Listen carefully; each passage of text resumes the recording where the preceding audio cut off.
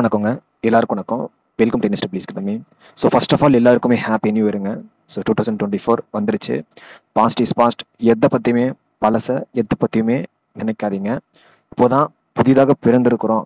இப்போதான் நம்ம வாழ்க்கையில் காலடி எடுத்து வைக்க போகிறோம் அப்படின்னு நான் நினைக்கிறேன். அதே மாதிரி நீங்களும் நினைக்கணும் அப்படின்னு ஆசைப்பட்றேன்.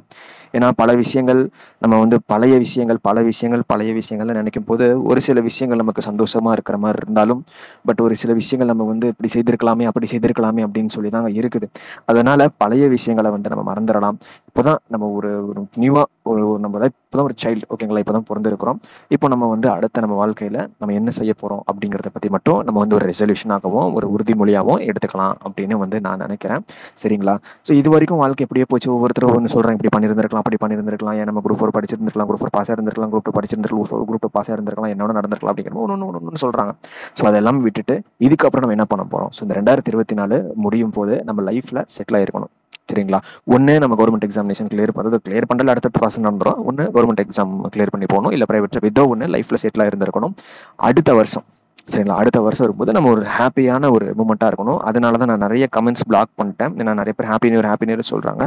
ரொம்ப ரொம்ப சந்தோஷமாக இருக்குது. நிறைய பேர் வாட்ஸ்அப் டெலிகிராம் நிறைய பேர் மெசேஜ் அனுப்பிட்டு இருக்காங்க. ஸோ என்னால் முடிஞ்ச அளவுக்கு எல்லாத்துக்குமே நான் ஹார்ட்டின் போட்டுட்டேங்க. ஸோ தேங்க்யூங்க. So thank you so much. Happy new year சொல்லுது.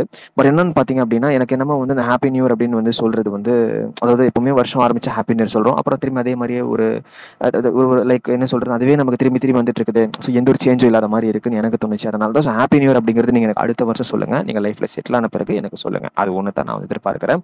இந்த ஹாப்பி நியூ இயர் அக்கேஷன்ல நம்ம குரூப் 4 நோட்டிஃபிகேஷன் அப்படிங்கிறது பார்த்தீங்கன்னா நமக்கு ஒரு கிஃப்டா இருக்குதுங்க. ஏன்னா குரூப் 4 என்னை பொறுத்த வரைக்கும் டிஎன்பிசி தேர்வுகள்லேயே ரொம்ப ரொம்ப முக்கியமான ஒரு தேர்வு, லட்சக்கணக்கான மாணவர்கள் எதிர்பார்க்கின்ற தேர்வு, எழுதுகின்ற தேர்வு அப்படிங்கிறப்ப பார்த்தீங்கன்னா ஸோ குரூப் 4 தான். அப்படிங்கிறப்போ ஸோ இந்த வருடத்தோட பிகினிங்கே நமக்கு குரூப் 4 நோட்டிஃபிகேஷன் வருது.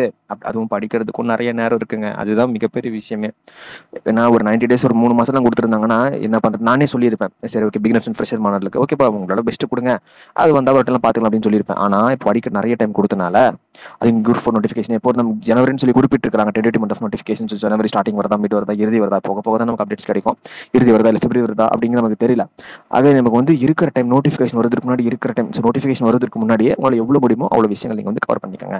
சரிங்களாங்க? அதுவே குரூப் 4 நோட்டிஃபிகேஷன் ஸ்டார்டிங் வருது அப்படிங்கிறப்போ நம்ம அழகா நம்ம கிளியர் பண்ணலாம். நான் ஒன் பை ஒன் அப்டேட் பண்றேன். ஸோ பேட்சஸ்ல இருந்து, நோட்ஸ்ல இருந்து, மெட்டீரியல்ஸ்ல இருந்து எல்லாமே, அதாவது நம்ம சேனல் தாண்டி நம்ம சேனல்ல எல்லாமே இருக்கும் அப்படின்னு ஒரே வார்த்தை சொல்லப்போனா அதுதான். நம்ம சேனல்லே எல்லாமே உங்களுக்கு ஆல்ரெடி அவைலபிள் இருக்குது. பட் 2024க்கான அப்டேட்டடா உங்களுக்கு இருக்கணும் அப்படிங்கிறத ஒரே ஒரு ரீசன் மட்டும்தான். சரிங்களா? ஸோ எனக்கு காலையில ரொம்ப ஹாப்பியா இருந்துச்சுங்க. ஆக்சுவலா அப்போ நைட்டு தூங்குனது எனக்கு 2 மணி 2:30 மணி நிறைய கொஞ்சம் ஒர்க் இருந்துச்சு. அதெல்லாம் பார்த்துட்டு கொஞ்சம் நிறைய மெசேஜ் ரிசீவ் ஆயிட்டு இருந்துச்சு. அவங்களுக்கு ரிப்ளை பண்ணிட்டு காலங்காத்தால 4-5 மணிக்கெல்லாம் 4-5 அப்படின்னு ஒரு 4:30 மணி வச்சுக்கோங்களேன். அப்படி எந்திரிச்சேன். எந்திரிட்டக்குன்னு சொல்லி எல்லாமே ஃபுல் அண்ட் ஃபுல்லு நான் ரெடி ஆகிட்டு அப்புறம் கோயில் போயிட்டு, அப்புறம் மாஸ்க் போயிட்டு, அப்புறம் சர்ச்சு போயிட்டு, அப்புறம் தர்காக்கள், இது எல்லாமே ஒரு ஹோலி பிளேசஸ். ஏன்னா நமக்கு ஒரு நல்ல நம்ம ஒரு பாசிட்டிவ் வைப்ஸ் இருந்தால் தான் நம்ம மற்றவங்களுக்கு ஸ்ப்ரெட் பண்ண முடியும் அப்படிங்கிற அடிப்படையில் தான் இதெல்லாம் பார்த்துட்டு அப்புறம் எல்லாமே ஃப்ரெண்ட்ஸ் எல்லாம் பார்த்துட்டு பழகிட்டு இப்போ தான் நான் வரேன். ஆக்சுவலி இப்போ டைம் பார்த்தீங்கன்னா ஒரு 16 மணி ஆக போகுது. இப்போ ஃபுல் அண்ட் ஃபுல் பார்த்துட்டு ரைட் ஓகே பசங்களுக்கு ஒரு வீடியோ கொடுத்துடலாம். அதே மாதிரி குரூப் 4 நோட்டிஃபிகேஷன் நிறைய பேர் கேட்டே இருந்தாங்க. ரைட்டு நான் கொடுக்கல பெருசாக. ஓகே ரைட் ஓகே, எப்படியே குரூப் 4 நோட்டிஃபிகேஷன் வரதான் போகுது, அதை பற்றி இது கொடுத்துட்டோம் அப்படிங்கிற மாதிரி விட்டுட்டேன். பட் பார்த்தீங்கன்னா இப்போ ஹாப்பி நியூ இருக்கு. இது ஒரு குரூப் 4 நோட்டிஃபிகேஷன் எப்போனா வரலாங்க. ஓகேங்களா? ஸோ ஜனவரின்னு சொல்லிட்டாங்கல்ல, எப்போனா வரலாம். ஆனால் நோட்டிஃபிகேஷன் வருவதற்கு முன்னதாக எவ்வளோ டைம் இருக்கும் டைம் யூஸ் பண்ணிக்கோங்க. நோட்டிஃபிகேஷன் வந்தாலும் உங்களுக்கு படிக்க டைம் இருக்கு, அதுக்கு முன்னாடியும் கொஞ்சம் படிக்க டைம் இருக்குன்னு நான் நினைக்கிறேன். ஓகேங்களா? அதனால நீங்க எதை பற்றியுமே நீங்கள் கவலைப்படுறதுக்கு ஒன்றுமே இல்லைன்னு நான் நினைக்கிறேன். அதாவது எக்ஸாமினேஷன் பொறுத்தவரை. ஓகேங்களா? இப்போ குரூப் 4 அப்படின்னா ஷெடியூல் பண்ணி கொடுத்துட போகிறோம், டெஸ்ட் பேஜ் கொடுத்துட போகிறோம், அவ்வளோதான். அன்னைக்கு படிக்கிறோம், அன்னைக்கு எழுதி பார்க்குறோம், ரிவைஸ் பண்ணுறோம், ப்ராக்டிஸ் பண்ணுறோம், எக்ஸாமில் எக்ஸிக்யூட் பண்ணுறோம், வேலை வாங்குறோம், போயிட்டு இருக்கோம். அவ்வளோதான். குரூப் 4 பொறுத்து ஒரே எக்ஸாமினேஷன் தான், டக்குன்னு சொல்லி ஒரு போஸ்டிங் அடிச்சுட்டு அவ்வளோதான். புரியுதுங்களா? அவ்வளோதான், சிம்பிளா நினைச்சுக்காங்க. ஸோ பாஸ்ட் பத்தி எதை பத்தியுமே நினைக்காதீங்க. இப்படி பண்ணியிருந்திருக்கலாம், அதுதான் ரொம்ப ரொம்ப அது நினைக்கும் போது ரொம்ப கஷ்டமா இருக்கும். ஸோ ஓகே, ஸோ ஹாப்பியா இருங்க, சந்தோஷமா இருங்க. நான் ரொம்ப ரொம்ப சந்தோஷமா இருக்கேங்க. ஓகேங்களா? இப்போ நமக்கு இன்னொரு சேனலுமே இருக்கும், எல்லாருக்கும் தெரியும் நினைக்கிறேன், NSW வைப்ஸ். அது என்னோட பர்சனல் சேனல். அதில் மாடலிங், ஸோ அது எல்லாமே எனக்கு ஒரு இன்ட்ரெஸ்ட். ஓகேங்களா? அதுவும் இல்லாமல் இப்போ ஷார்ட் ஃபிலிம்ஸ்லையுமே நடிக்க கூப்பிட்டுருக்காங்க. ஓகே, நான் ஃபர்ஸ்ட் உங்ககிட்ட தான் சொல்றேன், நான் வீட்டில் கூட நான் சொல்லலை. ரைட் ஓகே, அது வந்த பிறகு நம்ம சொல்லலாம் அப்படின்னு தான் நினைச்சேன். பட் நம்ம பசங்களுக்கு நமக்கு என்னன்னு சொல்லும் இல்லைங்களா?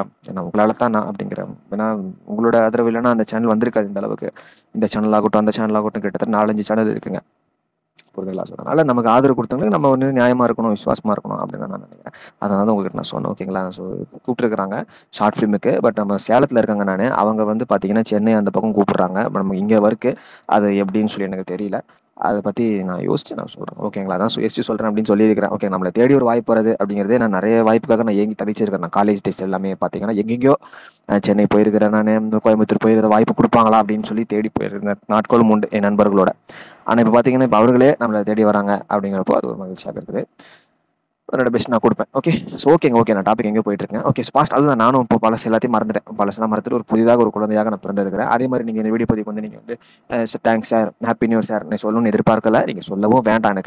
எனக்கு வந்து என்னவா வேணும் அப்படின்னு பார்த்தீங்கன்னா, நீங்கள் அடுத்த வருடம் நீங்கள் லைஃப்பில் செட்டில் ஆயிருந்தீங்கன்னா உங்களுக்கு அதாவது என்னை விட சந்தோஷப்படுற ஆள் வேறு யாருமே இருக்க மாட்டாங்க. ஏன்னா நிறைய பேர் நான் உங்களோட தான் நான் ட்ராவல் பண்ணுறேன் அப்படிங்கிறப்போ உங்களோட பயணத்தில் இருக்கிற அந்த தடைகள் எனக்கு தெரியும் இல்லைங்களா? அதுதான் வேற ஒன்றும் இல்லை. ஸோ நான் இது இப்படி வீடியோ பார்க்கணுன்னு ஆசைப்படல, கமெண்ட் பார்க்கணும்னு ஆசைப்படலைங்க. சரிங்களா? நீங்கள் நல்லா இருக்கணும், அவ்வளோதான். ஓகேங்களாங்க? அது ஒன்று தாங்க. Okay, so